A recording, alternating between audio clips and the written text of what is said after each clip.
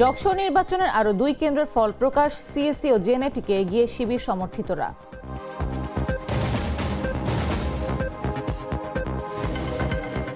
হাড় কাঁপানো শীতে বিপর্যস্ত মেহেরপুর, তাপমাত্রা নেমেছে 7 ডিগ্রিতে, দুর্ভোগে নিম্ন আয়ের মানুষ।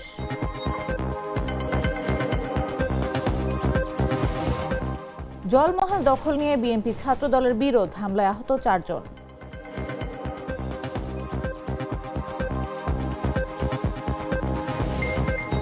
গ্রিনল্যান্ড অধিগ্রহণ ইস্যুতে আবারও সামরিক বিকল্পের ইঙ্গিত ট্রাম্পের, আপত্তিতে ডেনমার্ক, ইউরোপ। কূটনৈতিক উত্তেজনা বাড়ছে আর্কটিকে। এবং বিশ্বকাপ খেলতে হলে বাংলাদেশকে ভারতেই যেতে হবে, ভেন্যু বদলের অনুরোধ নাকচ করেছে আইসিসি।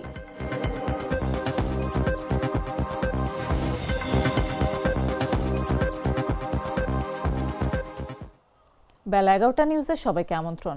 সাথে আছে আমি নাফিস আব্দুল্লাহ। মশলা বদলে ফেলেছি, এবার আপনিও বদলে ফেলুন।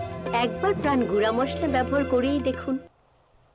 জগন্নাথ বিশ্ববিদ্যালয়ের কেন্দ্রীয় শিক্ষার্থী সংসদ নির্বাচনের আরও 2টি কেন্দ্রের ফলাফল প্রকাশ করেছে নির্বাচন কমিশন। কেন্দ্রগুলো হলো কম্পিউটার সায়েন্স অ্যান্ড ইঞ্জিনিয়ারিং এবং জেনেটিক ইঞ্জিনিয়ারিং অ্যান্ড বায়োটেকনোলজি বিভাগ। বুধবার সকাল 9:45টার দিকে এই 2টি কেন্দ্রের ফল ঘোষণা করা হয়। ঘোষিত ফল অনুযায়ী কম্পিউটার সায়েন্স অ্যান্ড ইঞ্জিনিয়ারিং বিভাগে ভিপি পদে শিবির সমর্থিত রিয়াজুল ইসলাম 106 ভোট পেয়ে এগিয়ে আছেন।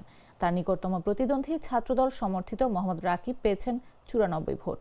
জিএস পদে শিবির সমর্থিত আব্দুল আলিম আরিফ 112 ভোটে এগিয়ে রয়েছেন, যেখানে ছাত্রদল সমর্থিত খাদিজাতুল কোবরা পেয়েছেন 53 ভোট। এজিএস পদে শিবির সমর্থিত মাসুদ রানা 105 ভোট পেয়ে এগিয়ে আছেন। এ পদে ছাত্রদল সমর্থিত আতিকুর রহমান তানজিল পেয়েছেন 80 vote. Genetic engineering and biotechnology বিভাগে ভিপি পদে শিবির সমর্থিত রিয়াজুল ইসলাম 51 ভোট পেয়ে এগিয়ে রয়েছেন। ছাত্রদল সমর্থিত মোহাম্মদ রাকিব পেয়েছেন 39 ভোট। জিএস পদে শিবির সমর্থিত আব্দুল আলিম আরিফ পেয়েছেন 46 ভোট। বিপরীতে ছাত্র ফ্রন্ট সমর্থিত প্যানেলের ইভান তাহসিব পেয়েছেন 23 ভোট। এর আগে সকাল 8:30টার দিকে 4টি কেন্দ্রের ফলাফল ঘোষণা করে নির্বাচন কমিশন। কেন্দ্রগুলো হলো ভূগোল ও পরিবেশ বিজ্ঞান, নৃবিজ্ঞান, লোক প্রশাসন ও ফার্মেসি বিভাগ।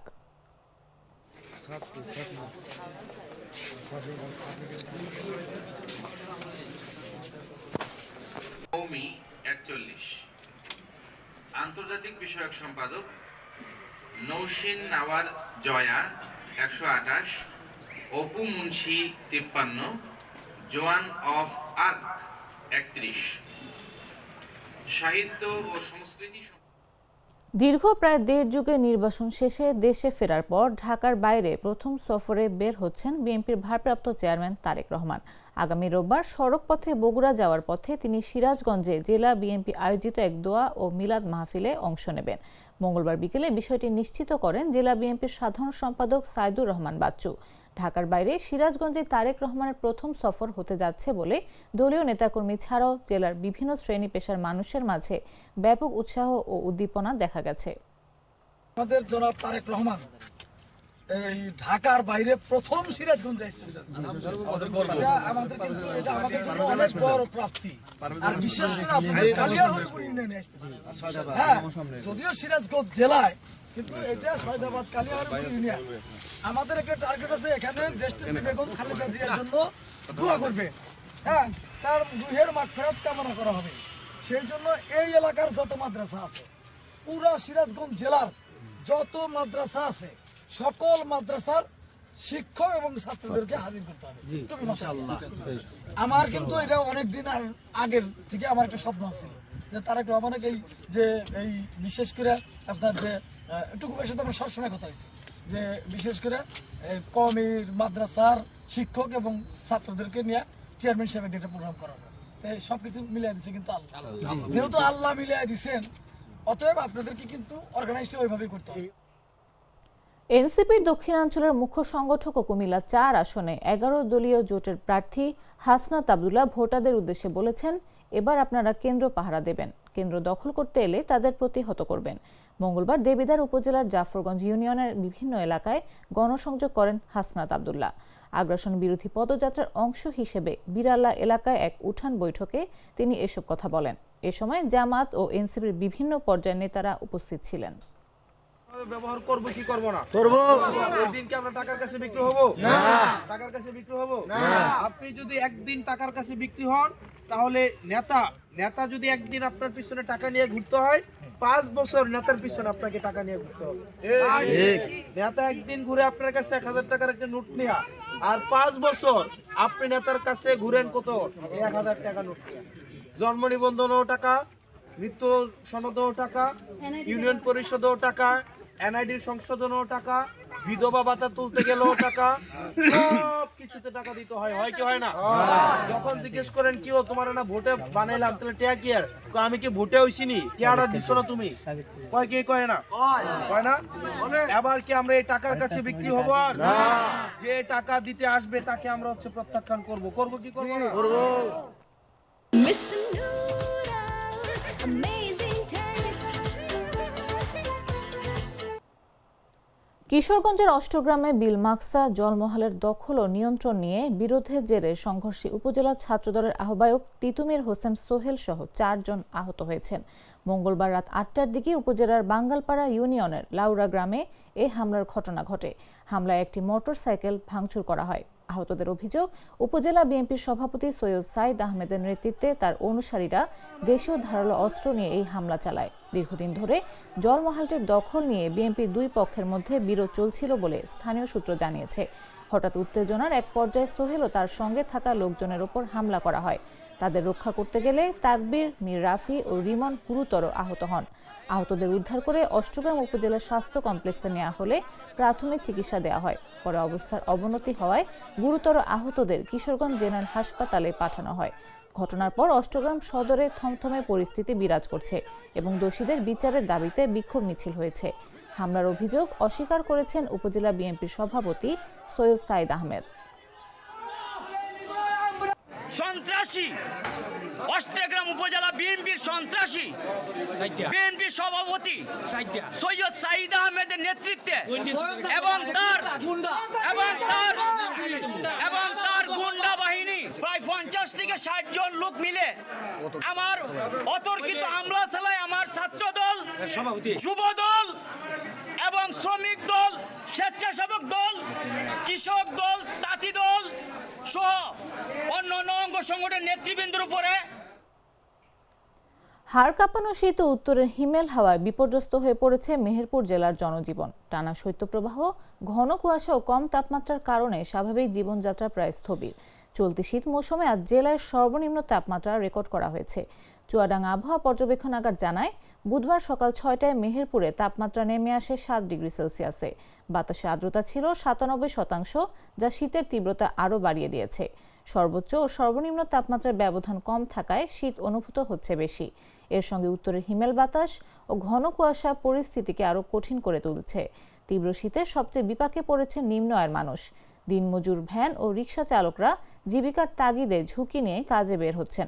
অনেকেই খড় কাঠ জ্বালিয়ে আগুন পোহাচ্ছেন। কুয়াশার কারণে সড়ক যোগাযোগেও ঝুঁকি বেড়েছে। হাসপাতালগুলোতে ঠান্ডাজনিত রোগীর সংখ্যাও বাড়ছে। এই অবস্থায় প্রশাসন ও বিভিন্ন সংগঠন শীত বস্ত্র বিতরণ শুরু করলেও তা প্রয়োজনের তুলনায় এখনো কম বলে মনে করছেন স্থানীয়রা।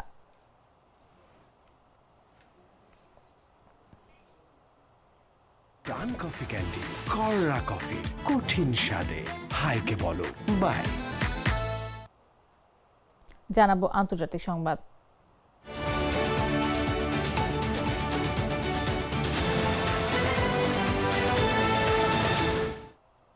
পশ্চিমবঙ্গ জুড়ে বইছে কনকনে হিমেল হাওয়া। এক ধাক্কায় 9 ডিগ্রির নিচে নেমে গেল কলকাতা সহ পশ্চিমবঙ্গের বেশ কিছু জেলার তাপমাত্রা। গত বছরের শেষ দিন ছিল চলতি মৌসুমে শহরের সবচেয়ে শীতলতম দিন।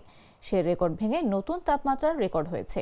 নিম্নচাপ সৃষ্টি হওয়ার শীতল বাতাসের কারণেই ক্রমশ নামছে পশ্চিমবঙ্গের তাপমাত্রার পারদ।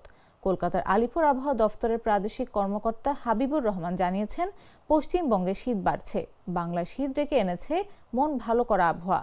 গত সোমবার দক্ষিণ পূর্ব বঙ্গোপসাগরের বুকে নতুন করে তৈরি হয়েছে নিম্নচাপ। ফলে কলকাতা সহ পশ্চিমবঙ্গের বিভিন্ন জেলায় ধীরে ধীরে পারদ আরও নামছে।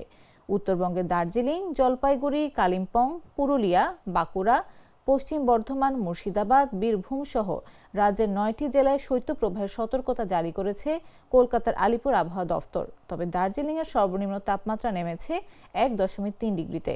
চলতি মৌসুমে তুষারপাতের সম্ভাবনা থাকছে দার্জিলিংয়ে। এছাড়াও তুষারপাত হতে পারে সান্দাকফু, মানেগঞ্জ, ঘুম সহ উঁচু পার্বত্য এলাকায়।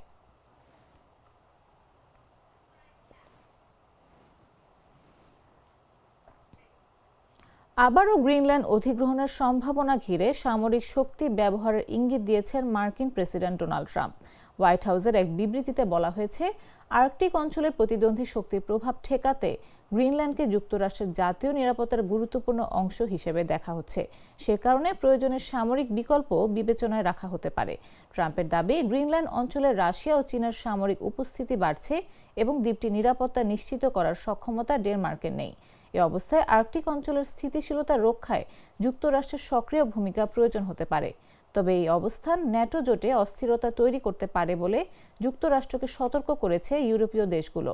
ডেনমার্ক সহ একাধিক ইউরোপীয় রাষ্ট্রের যৌথ ঘোষণায় বলা হয়েছে, গ্রিনল্যান্ডের ভবিষ্যৎ নির্ধারণ করবে সেখানকার জনগণ ও ডেনমার্ক।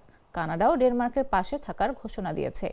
এদিকে গ্রিনল্যান্ডের প্রধানমন্ত্রী ট্রাম্পকে সম্মানজনক সংলাপের আহ্বান জানিয়ে জরুরি কূটনৈতিক আলোচনার অনুরোধ করেছেন, যদিও ডেনমার্ক যুক্তরাষ্ট্রের নিরাপত্তা উদ্বেগকে ভিত্তিহীন বলে দাবি করেছে। একই সঙ্গে গ্রিনল্যান্ড ইস্যুতে মার্কিন প্রশাসনের ভেতরেও মতভেদ স্পষ্ট হয়ে উঠেছে।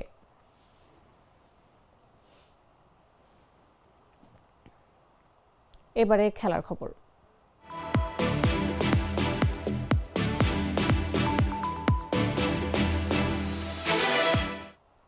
বিশ্ব ক্রিকেটের নিয়ন্ত্রক সংস্থা আইসিসি স্পষ্ট জানিয়ে দিয়েছে, বাংলাদেশকে ভারতের মাটিতেই খেলতে হবে। ক্রিকেট ভিত্তিক নির্ভরযোগ্য ওয়েবসাইট USPN ক্রিকইনফোর প্রতিবেদনে এই তথ্য নিশ্চিত করা হয়েছে। প্রতিবেদনে বলা হয়, মঙ্গলবার এক ভার্চুয়াল বৈঠকে আইসিসি নিরাপত্তাজনিত কারণে বাংলাদেশের ম্যাচ ভারতের বাইরে সরানোর অনুরোধ প্রত্যাখ্যান করেছে। একই সঙ্গে বিসিবিকে জানানো হয়, ভারতে এসে খেলতে না চাইলে পয়েন্ট হারানোর ঝুঁকি থাকবে। যদিও বিসিবির দাবি, আইসিসির পক্ষ থেকে তাদের কোনো চূড়ান্ত আলটিমেটাম দেওয়া হয়নি। এ বিষয়ে এখনও পর্যন্ত আইসিসি, বিসিসিআই কিংবা বিসিবি কেউই আনুষ্ঠানিক বিবৃতি দেয়নি। এদিকে বিসিবির সভাপতি আমিনুল ইসলাম বুলবুল জাগো নিউজের সঙ্গে মুঠোফোনে জানান, ক্রিকইনফোর এই খবর সত্য নয়। আইসিসি কখনোই বলেনি যে বিশ্বকাপ খেলতে হলে বাংলাদেশকে ভারতেই যেতে হবে। নিরাপত্তা বিবেচনায় ম্যাচ ভেন্যু পরিবর্তনের অনুরোধ জানিয়ে রোববার আইসিসিকে চিঠি দিয়েছিল বিসিবি। আগামী 7 ফেব্রুয়ারি থেকে 8 মার্চ পর্যন্ত ভারত ও শ্রীলঙ্কায় যৌথভাবে 20 দলের টি-20 বিশ্বকাপ অনুষ্ঠিত হবে। গ্রুপ সিতে থাকা বাংলাদেশ প্রথম 3 ম্যাচ খেলবে কলকাতায় এবং শেষ গ্রুপ ম্যাচ মুম্বাইয়ে। এই অনিশ্চয়তার পেছনে অন্যতম কারণ মুস্তাফিজুর রহমান ইস্যু। আইপিএল নিলামে কেকেআর দলে নিলেও পরে বিসিসিআই এর নির্দেশে তাকে ছাড়তে হয়। বিশ্বকাপে ঠিক আগে এমন পরিস্থিতি বাংলাদেশ ক্রিকেটে নতুন করে উদ্বেগ বাড়িয়েছে।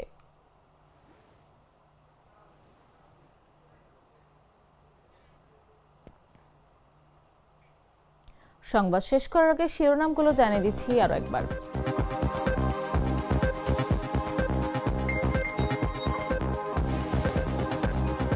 যোগসু নির্বাচনের আরো 2 কেন্দ্রের ফল প্রকাশ, সিএসসি ও জেনেটিকে এগিয়ে শিবির সমর্থিতরা।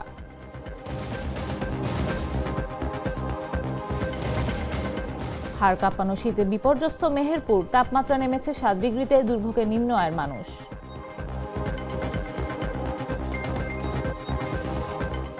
জলমহল দখল নিয়ে বিএনপি ছাত্রদলের বিরোধ, হামলায় আহত 4 জন।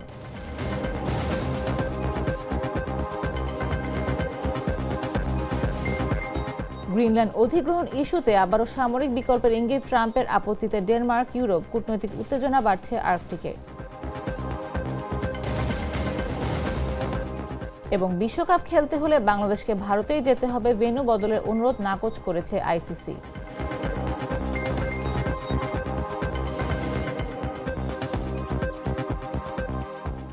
দর্শক, এই ছিল এখনকার মতো। প্রতি মুহূর্তে সর্বশেষ খবর পেতে ভিজিট করুন jagonews24.com, ফলো করুন আমাদের ভেরিফাইড ফেসবুক পেজ এবং সাবস্ক্রাইব করুন জাগো নিউজের ইউটিউব চ্যানেল। এতক্ষণ সাথে থাকার জন্য ধন্যবাদ সবাইকে।